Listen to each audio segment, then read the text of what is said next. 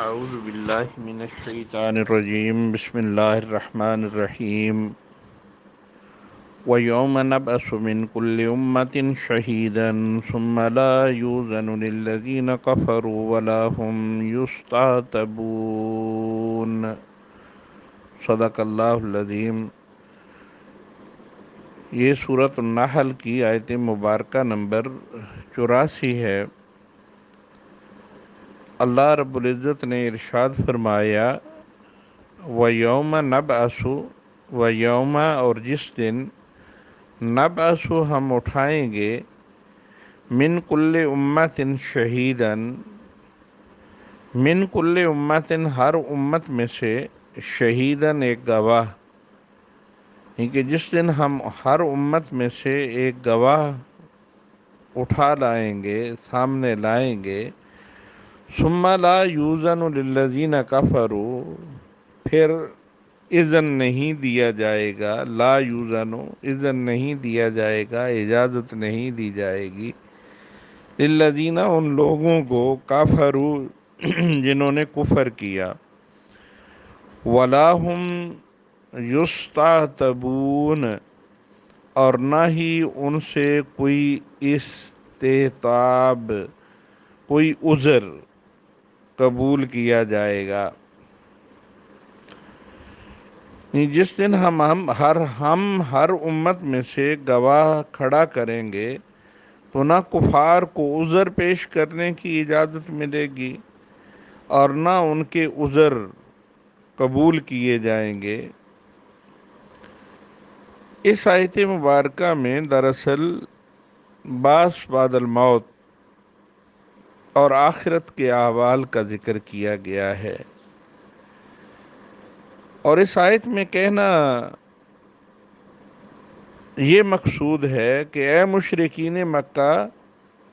تم جو سابقہ بگڑی ہوئی امتوں کی طرح اللہ تعالیٰ کے نبی کی دعوت پر کان دھرنے کی بجائے ہر طرح کی مخالفت پر اتر آئے ہو، اور اب تمہاری مخالفت اذیت رسانی کی آخری حدوں کو چھو رہی ہے، کاش تم چشم تصور سے دیکھ سکو کہ قیامت کے دن جب تمہیں اللہ تعالیٰ کے روبرو حاضر ہونا پڑے گا اور تم دیکھو گے کہ امتیں الگ الگ اپنے اپنے مواخذے کے لیے کھڑی ہوں گی، تو اللہ تعالیٰ ہر اس امت کو جس نے رسول کی بات ماننے سے انکار کیا اپنے سامنے جواب دہی کے لیے بلائیں گے، اور اللہ رب العزت ان سے پوچھیں گے کہ بتاؤ تم نے میرے رسولوں کی دعوت قبول کرنے سے انکار کیوں کیا؟ تو وہ جواب میں طرح طرح کے عذر پیش کریں گے، کہیں انکار سے کام لیں گے، کہیں پس و پیش سے، کہیں جھوٹ بولیں گے، ہر ممکن طریقے سے اپنے آپ کو بچانے کی کوشش کریں گے کہ ہمیں دعوت کی سمجھ نہیں آئی، ہم تک دعوت پہنچی نہیں، ہمارے پاس تو رسول آئے ہی نہیں۔ اللہ رب العزت ان کے ان تمام آزار کو غلط ثابت کرنے کے لیے جس رسول کو، جس پیغمبر کو اس امت کے اندر بھیجا تھا، اسے بطور گواہ اٹھائیں گے اور ان سے پوچھیں گے، پیغمبر سے پوچھا جائے گا کہ کیا آپ نے میرا دین اور میرا پیغام ان لوگوں تک پہنچایا تھا یا نہیں پہنچایا تھا؟ تو رسول گواہی دیں گے، اللہ ہم نے ذرا برابر بھی اس میں کمی نہیں کی، ہم نے تو آپ کا کلام، آپ کا پیغام واضح ان تک پہنچا دیا، نے کوئی کوتاہی اپنی طرف سے نہیں کی، تو خود دیکھ رہا تھا۔ چنانچہ رسول کی گواہی آخری گواہی ثابت ہوگی اور اس پر ان کے مقدمے کا فیصلہ کر دیا جائے گا۔ اب وہ اس پر کچھ چیخ و پکار کرنا چاہیں گے یا التجا کرنا چاہیں گے یا رحم کی بھیک مانگنا چاہیں گے، لیکن اللہ فرماتے ہیں ثم لا یوزن، انہیں اجازت نہیں دی جائے گی، للذین کفروا، جن لوگوں نے کفر کیا تھا، وہم یستعتبون، اور نہ ہی انہیں یہ اجازت دی جائے گی کہ وہ اپنے جرم کا اعتراف کرتے ہوئے کہیں کہ ہم سے غلطی ہو گئی، ہمیں معاف کر دیجیے۔ استعتاب کہتے ہیں اپنے جرم کو مان کے، جرم کا اعتراف کر کے، پھر اس طاقت سے، اس قوت سے جس نے فیصلہ کیا ہے، اس سے معافی مانگ کے اسے راضی کر لینا۔ وہاں پہ استعتاب کی اجازت نہیں ہوگی۔ مشرکین مکہ کو اس منظر کشی سے یہ بتانا مقصود ہے کہ تم حد سے بڑھنے کی کوشش نہ کرو، جو کچھ دوسری امتوں کے ساتھ پیش آنے والا ہے تمہارے ساتھ بھی وہی معاملہ پیش آئے گا۔ تمہارا فیصلہ بھی نبی کریم صلی اللہ علیہ وسلم کی گواہی پر ہوگا۔ آج تو تم بڑھ چڑھ کر باتیں بنانے کی کوشش کر رہے ہو، لیکن تمہاری یہ ساری کوششیں بیکار ثابت ہوں گی۔ اور یہی ان مشرکین مکہ کے بعد ساری امت کے لوگوں کو پیغام دیا گیا ہے۔ اس وقت جتنے اس سرزمین پہ لوگ موجود ہیں، یہ سارے کے سارے نبی کریم صلی اللہ علیہ وسلم کی امت ہیں، چاہے وہ یہودی ہوں، چاہے وہ عیسائی ہوں، چاہے کسی مذہب سے تعلق رکھتے ہوں، لیکن یہ ساری امت محمد صلی اللہ علیہ وسلم ہے۔ اس امت کی دو قسمیں ہیں، ایک وہ امت جس نے ایجاب و قبول کر لیا، دین اسلام پہ ایمان لے آئے، اسے امت ایجاب کہتے ہیں، اور جو لوگ ایمان نہیں لائے اسے امت دعوت کہتے ہیں۔ اس امت دعوت کے لیے بھی یہی پیغام ہے۔ وَإِذَا رَأَى الَّذِينَ ظَلَمُوا، اور جب دیکھ لیں گے یہ ظالم لوگ العذاب عذاب کو، فَلَا يُخَفَّفُ عَنْهُمْ وَلَا هُمْ يُنظَرُونَ، تو اس عذاب میں کوئی تخفیف نہیں کی جائے گی، وَلَا هُمْ يُنظَرُونَ، اور نہ ہی ذرا برابر کوئی مہلت دی جائے گی۔ یہ آج کے خود سر اور سرکش لوگ جب رسول کی دعوت کا نام سننے کے بھی روادار نہیں، قیامت کو جب اپنے سامنے جہنم کو بھڑکتا ہوا دیکھیں گے تو ان کے پتے پانی ہونے لگیں گے۔ وہ کوشش کریں گے کہ عذاب اگر ٹل نہیں سکتا تو کسی طرح اس عذاب میں تخفیف ہو جائے،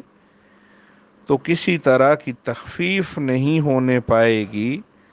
حالانکہ دنیا کا کوئی عذاب ایسا نہیں جس میں وقت کے ساتھ ساتھ تخفیف نہ ہوتی ہو۔ تخفیف کمیت میں بھی ہوتی ہے اور کیفیت میں بھی ہوتی ہے۔ جو دن عذاب کا گزر جاتا ہے وہ اس عذاب میں سے منہا نفی ہو جاتا ہے، اور وقت گزرنے کے ساتھ ساتھ عذاب میں کمی بھی آتی جاتی ہے۔ لیکن یہ ایسا عذاب ہوگا کہ جس میں وقت گزرنے کے ساتھ بھی کوئی کمی نہیں ہوگی، کہ یہ عذاب تیز سے تیز تر ہوتا جائے گا۔ وَإِذَا رَأَى الَّذِينَ أَشْرَكُوا، اب ایک اور منظر پیش کیا گیا ہے۔ وَإِذَا، اور جب، رَأَى الَّذِينَ أَشْرَكُوا شُرَكَاءَهُمْ، جب یہ شرک کرنے والے جنہوں نے شرک کیا تھا اپنے شرکاء کو دیکھیں گے کہ ایک طرف سے فرشتے انہیں ہانک کے عذاب کی طرف لے جا رہے ہوں گے، قالو، پکار اٹھیں گے، ربنا، اے ہمارے رب، ہؤلاء شرکاؤنا، یہ ہیں ہمارے وہ شرکاء جن کو ہم نے تیرے ساتھ شریک ٹھہرایا تھا۔ یہی ہمارے وہ شرکا ہیں جن کو ہم تجھے چھوڑ کر پکارتے رہے. الذین کنا ندعو من دونک فالقوا الیہم القول انکم لکاذبون. الذین کنا ندعو من دونک، ہم تجھے چھوڑ کے ان کو پکارتے رہے. فالقوا الیہم القول انکم لکاذبون. فالقوا، پھر وہ الٹ ڈالیں گے، یعنی ان کے شرکا اس بات کو الٹ ڈالیں گے، اس بات کا جواب دیں گے، الیہم ان کی طرف، علیہم القول انکم لکاذبون، کہ اے اللہ یقیناً یہ لوگ جو ہیں یہ جھوٹ بول رہے ہیں. انہیں کہیں گے کہ تم جھوٹ بول رہے ہو، ہم نے تو تمہیں نہیں کہا تھا کہ ہمیں اللہ کے ساتھ شریک ٹھہرا لو، تم نے تو خود ہمیں اللہ کے ساتھ شریک ٹھہرایا. ہم نے تمہیں اس بات کی کوئی دعوت نہیں دی، ہم نے تمہیں کوئی تبلیغ نہیں کی، ہم تو تمہیں جانتے تک نہیں تھے، اور ہم تو دنیا سے چلے آئے تھے. ہمارے ناموں کے ساتھ تم نے شرک کرنا شروع کر دیا، اور اللہ کے ساتھ یہ لات منات اور اسی طرح ود، یعوث اور یعوق حضرت نوح علیہ السلام کے دور کے بزرگ تھے، اور لوگ ان کی پوجا کرتے رہے. بعد میں یہ سارے انکار کر دیں گے کہ ہم کو تم نے خود اللہ کے مقابلے میں پکارا، اللہ کے ساتھ شریک ٹھہرایا، ہم نے تمہیں اس گناہ کی دعوت نہیں دی تھی. وَأَلْقَوْا إِلَى اللَّهِ يَوْمَئِذٍ السَّلَمَ وَضَلَّ عَنْهُمْ مَا كَانُوا يَفْتَرُونَ. وَأَلْقَوْا، اور وہ ڈالیں گے، إِلَى اللَّهِ اللہ کے سامنے، اللہ کی طرف، یومئذ اس دن، السلم عاجزی، اور اس دن اللہ کے سامنے جھک جائیں گے اور بھول جائیں گے. وَضَلَّ عَنْهُمْ مَا كَانُوا يَفْتَرُونَ، اور بھول جائیں گے جو جھوٹ، جو افتراء، تکذیب وہ اللہ کے اوپر باندھا کرتے تھے. نہیں، ایسی مقدس ہستیوں کے بارے میں جو عقائد اور نظریات انہوں نے گھڑ رکھے تھے کہ وہ انہیں عذاب سے بچا لیں گے، ایسے تمام خود ساختہ عقائد میں سے اس دن انہیں کچھ بھی یاد نہیں رہے گا، اور وہ عذاب کو دیکھتے ہوئے، عذاب کو دیکھ کر ان کے ہاتھوں کے طوطے اڑ جائیں گے. گویا کسی فریاد رس کو وہاں فریاد رسی کے لیے موجود نہ پائیں گے. کوئی مشکل کشا، کوئی حاجت روا، کوئی فریاد رس، کوئی داتا دستگیر ان کی مشکل کشائی، دستگیری، مدد اور فریاد سننے کے لیے وہاں نہیں ملے گا. کوئی آگے بڑھ کر یہ کہنے والا نہ ہوگا کہ یہ میرے متوسل تھے، انہیں کچھ نہ کہا جائے. پھر مایوس ہو جائیں گے. غور فرمائیے، مشرکین کا معاملہ آخرت میں عجیب صورت اختیار کر جائے گا.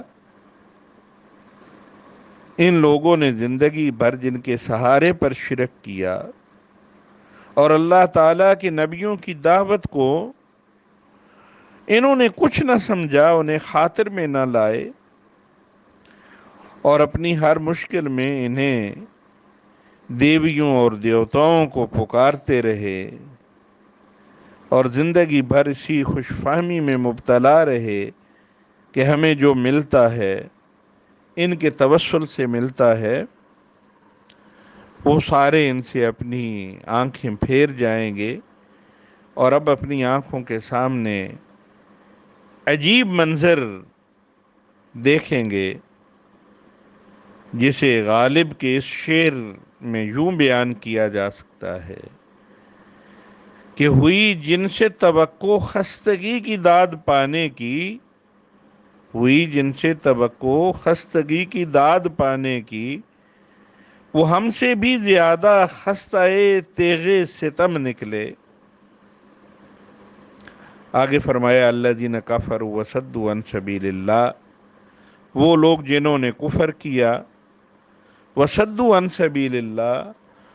اور روکا، عن سبیل اللہ، اللہ کے راستے سے، زدناہم، ہم بڑھا دیں گے، عذاباً، ان کے عذاب کو، فوق العذاب، عذاب پر عذاب، بما کانوا یفسدون، ان کے اس گناہ کی سبب جو وہ زمین میں فساد پھیلایا کرتے تھے۔ ایک اور منظر بیان کیا جا رہا ہے مشرکین کے لیڈروں کا کہ انہیں دوہرا عذاب اللہ رب العزت دیں گے۔ ایک تو ہے کہ خود ایمان نہ لانا، ایک ہے کہ مختلف ہیلوں بہانوں سے لوگوں کو بھی ایمان لانے سے روکنا، دین میں مختلف قسم کی رخنہ اندازیاں کرنا، دین پہ اعتراضات کرنا، قرآن کریم کے اندر مختلف قسم کی ایسی باتیں گھڑ کے اور ان کی تعویلات کر کے لوگوں کے سامنے رکھنا، جیسا کہ کچھ عیسائی مبلغین اس وقت بھی کر رہے ہیں اور کرتے ہیں۔ اور اسی طرح مستشرقین دینی علوم کو پڑھتے ہی اس لیے ہیں کہ اس کے اندر وہ مختلف قسم کے اعتراضات اٹھائیں گے اور لوگوں کو دین سے متنفر کریں گے۔ وہ دور نبوی کے ایسے لوگ ہوں یا عصر حاضر کے ہوں، ان کے لیے یہ آیت برابر حکم کا درجہ رکھتی ہے کہ الذین کفروا وصدوا عن سبیل اللہ، کہ خود کفر کرتے ہوئے دوسروں کو دین اسلام میں داخل ہونے سے روکنا، چاہے وہ زور اور زبردستی سے ہو، چاہے وہ دلائل سے اپنے پاس سے گھڑ کے دلائل پیش کر کے ہو، چاہے وہ طاقت کے بلبوتے پہ ہو، کسی طریقے سے بھی روکا جائے، اللہ ایسے روکنے والوں کو دوہرا عذاب دیں گے، اور اس وجہ سے دیں گے کہ انہوں نے فساد فی الارض کیا اور اللہ رب العزت کے ان اصولوں کے مقابلے میں، اللہ رب العزت کے اس طریقے کے مقابلے میں اپنے طریقے گھڑ کے لوگوں کے سامنے پیش کیے۔ اس آیت کے آخر میں